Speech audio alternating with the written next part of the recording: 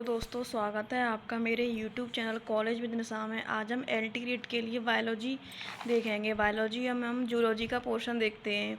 तो हम स्टार्ट करते हैं पृथ्वी का इतिहास से। तो पृथ्वी का इतिहास से स्टार्ट करते हैं। तो इसमें हमारे दो महाकल्प होते हैं, एक होता है अजीवी महाकल्प, दूसरा होता है जीवी महाकल्प। तो अजीवी महाकल्प में भूपटल के निर्माण का काल, अजीवी महाकल्प किसे कहते हैं? भूपटल के निर्माण के काल को हम अजीवी महाकल्प कहते हैं। और जीवी महाकल्प कहते हैं भूपटल के निर्माण के पश्चात से वर्तमान तक का काल, यानी जो भूपटल का निर्माण हुआ है उसको अब तक यानी वर्तमान तक का जो काल है वो जीवी महाकल्प है। नेक्स्ट हम देखते हैं स्वतः जननवाद का सिद्धांत। तो सजीवों के उत्पत्ति निर्जीवों से हुई है। सजीवों की उत्पत्ति कैसे हुई है? निर्जीवों से हुई है। इसने अरस्तु ने कहा है, अरस्तु ने भी इसका समर्थन किया है। अरस्तु ने क्या समर्थन किया है कि सजीवों की उत्पत्ति निर्जीवों से हुई है। नॉन लिविंग क्या होते हैं? जैसे धूल और मिट्टी के कण। नेक्स्ट हम देखते हैं जीव जननवाद का सिद्धांत है। किसने दिया था? ये दिया था रुडोल्फ विर्काव ने। तो ओमनिसेल्ला और ई सेल्ला यानी जीवित कोश का और जैसे जीवित कोश का मदर सेल और मदर सेल से जो डॉटर सेल बनती है, यानी उन्होंने ये बताया है कि जीवित कोशिका से ही जीवित कोशिका का निर्माण होता है। जैसे मदर सेल से ही डॉटर सेल का ही निर्माण होगा, यानी ओमनिसेल्ला और ई सेल्ला। ये किसने दिया है? ये रुडोल्फ विर्काव ने दिया है। नेक्स्ट हम देखते हैं ब्रह्मांडवाद। ब्रह्मांडवाद में दिया है रिएक्टर 1865 जीवन स्पोर प्लस जर्म की फॉर्म में ब्रह्मांड से धरती पर आया। क्या दिया है? रिएक्टर 1865 में जीवन स्पोर प्लस जर्म की फॉर्म में ब्रह्मांड से धरती पर आया।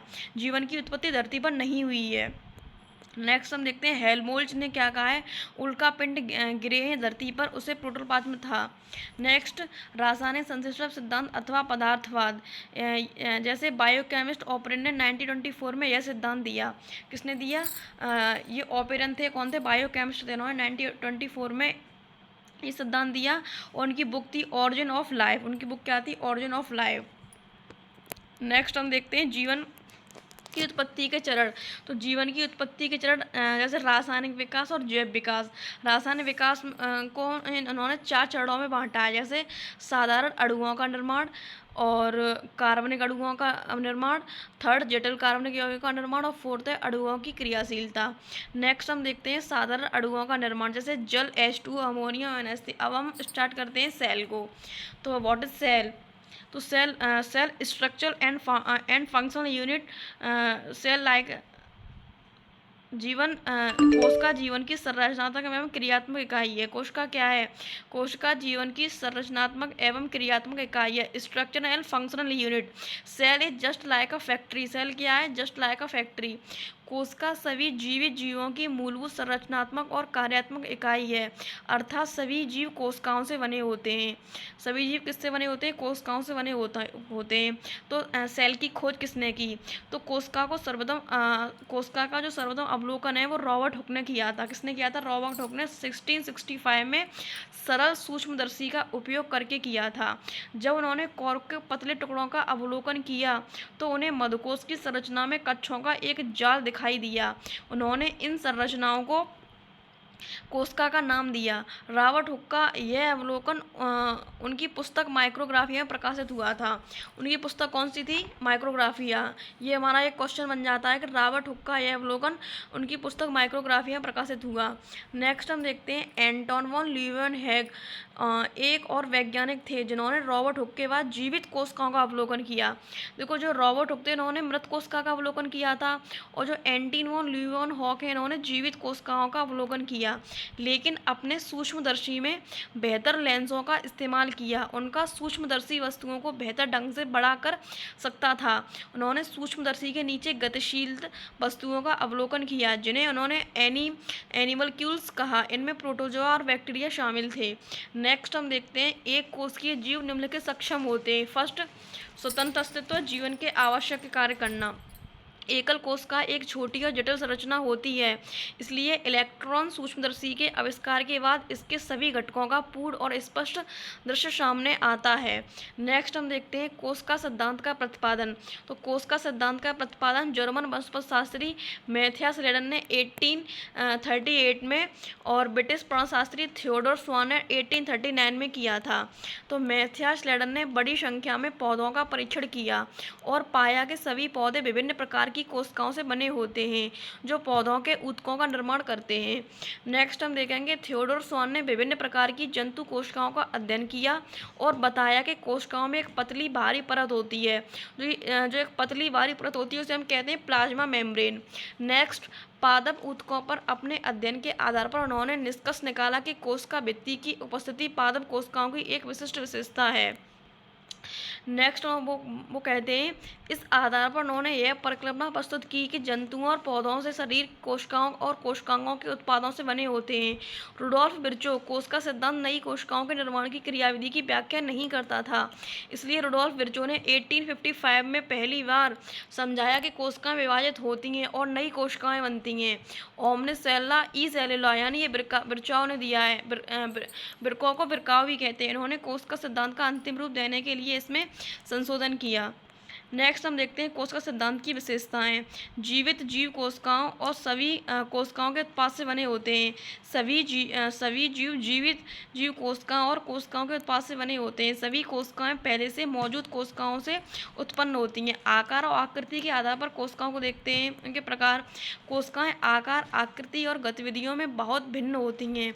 ये डिस्क जैसी, बहुभुजाकार, स्तंभाकार, घनाभ, धागे जैसी या यहाँ तक कि अनियमित भी हो सकती हैं। कोशिका का आकार उनके द्वारा किए जाने वाले के अनुसार भिन्न हो सकता है।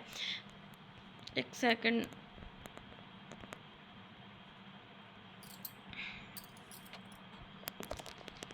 अब हम नेक्स्ट देखते हैं प्रोकैरियोटिक कोशिका और यूकैरियोटिक कोशिका। तो प्रोकैरियोटिक कोशिका का मतलब होता है प्री यानी प्राइमरी, और यूकैरियोटिक कोशिका का मतलब होता है वेल डेवलप्ड। तो इसमें प्रारंभिक आद क्रेयॉन और ये विकसित होती है। प्रोकैरियोटिक कोशिका प्रारंभिक आद कैरियन होती है और यूकैरियोटिक कोशिका विकसित कैरियन होती है। प्रोकैरियोटिक कोशिका ये आदिम कोशिकाएं में प्रारंभिक व अविकसित केंद्रक होता है, यानी इनमें केंद्रक होता ही नहीं है। और यूकैरियोटिक कोशिका सुविकसित कोशिकाएं होती हैं, इनमें पूर्ण विकसित केंद्रक पाया जाता है। देखो प्रोकैरियोटिक कोशिका में न्यूक्लियस नहीं होता और यूकैरियोटिक कोशिका में न्यूक्लियस पाया जाता है। और इनमें केंद्रक कला का अभाव होने के कारण केंद्रकीय पदार्थ संपूर्ण कोशिका में बिखरा हुआ रहता है और केंद्र का अनुपस्थित होती है। प्रोकैरियोटिक कोशिका में केंद्र का अनुपस्थित होती है और इसमें यूकैरियोटिक कोशिका में केंद्र कला उपस्थित, केंद्र का उपस्थित। उसमें केंद्र कला भी प्रेजेंट होती है और केंद्र का भी प्रेजेंट होती है। डीएनए गोलाकार व नग्न होता है, अर्थात डीएनए प्रोटीन के साथ जुड़ा हुआ नहीं होता है। हिस्टोन प्रोटीन का पूर्णतः अभाव। और इसमें यूकैरियोटिक कोशिकाओं में डीएनए प्रोटीन के साथ जुड़ा हुआ पाया जाता है और इसमें हिस्टोन प्रोटीन प्रेजेंट होती है। और इसमें केवल एक गुणसूत्र पाया जाता है और इसमें कई गुणसूत्र पाए जाते हैं।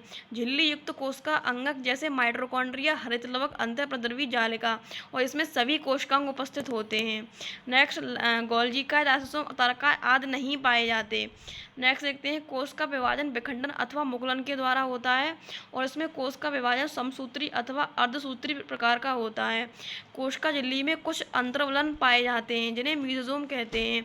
संभवतः ये श्वसन में सहायक होते हैं। और माइटोकॉन्ड्रिया में क्या होता है, वो श्वसन होता है। प्रोकैरियोटिक कोशिका क्या होती हैं, तो प्रोकैरियोटिक कोशिका ये कोशिकाएं बैक्टीरिया, नीले हरे शैवाल, माइकोप्लाज्मा या पीपीएलओ यानी प्लूरोनिमोनियो जैसे जीव द्वारा दर्शाई जाती हैं। ये आमतौर पर छोटे होते हैं और कोशिकाओं की तुलना में तेजी से गुणा करते हैं। प्रोकैरियोटिक कोशिकाएं आकार और माप में बहुत भिन्न होती हैं। बैसिलस छड़ीनुमा ये छड़ के आकार के बैक्टीरिया होते हैं जो अकेले या 2 या 3 समूह में एक साथ मिलकर एक लंबी श्रृंखला बनाते हैं। For example bacillus coagulans. Next देखते हैं कोकस गोलाकार, यानी ये जीवाणु गोलाकार या अंडाकार होते हैं। उदाहरण स्ट्रेप्टोकोकस पायोजेंस। विब्रियो कोलोरी ये अल्पराम आकार के जीवाणु होते हैं। विब्रियो कोलोरी से हैजा होता है। स्पाइरलम सर्पिल ये सर्पिलाकार के होते हैं। उदाहरण स्पाइरलम माइनस। प्रोकैरियोटिक कोशिका की संरचना। प्रोकैरियोटिक कोशिका का संगठन मूलतः समान होता है, यद्यपि प्रोकैरियोट्स विभिन्न प्रकार के आकार और कार्य प्रदर्शित करते हैं। सभी प्रोकैरियोट प्लाज्मा कोशिका झिल्ली से घिरे होते हैं जो स्वयं एक कोशिका भित्ति से घिरी होती है। एक अपवाद है जहां कोशिका भित्ति अनुपस्थित है। कोशिका को भरने वाले द्रव मैट्रिक्स को कोशिका द्रव्य कहा जाता है। इसमें कोई सुपरिभाषित केंद्रक नहीं होता है।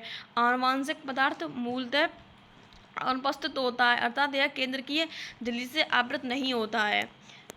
तो ये लास्ट पेज था। तो थैंक यू गाइस। अगर आपको मेरी वीडियो पसंद आए तो उसको लाइक करें, सब्सक्राइब करें। Thank you.